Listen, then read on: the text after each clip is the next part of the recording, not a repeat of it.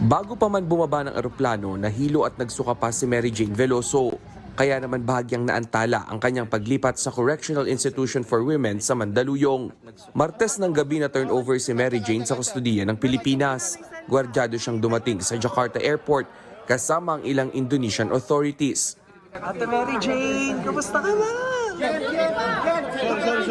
Merry Christmas, ate! Pagkakita sa ilang opisyal ng Pilipinas, nagmano pa si Mary Jane kay Bureau of Corrections Director General Gregorio Katapang Jr. Ilang sandali pa, biglang sumama ang pakiramdam ni Mary Jane. May laman ba yung tiyan mo? May laman? Hindi ka pa kumain.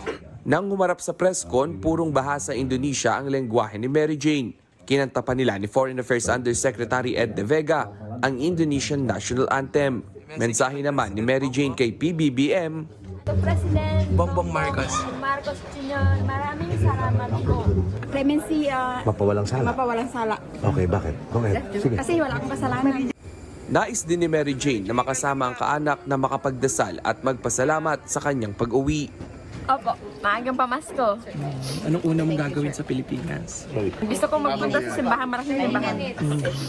Sabi ng Bureau of Corrections, posibleng sa bisperas pa ng Pasko ibigay sa pamilya Veloso ang whole day visitation rights. Kinakailangan muna kasing isailalim sa 5-day quarantine si Veloso bago ipahalubilo sa mga bisita. Para sa 1PH, Rainiel Pawid, News 5.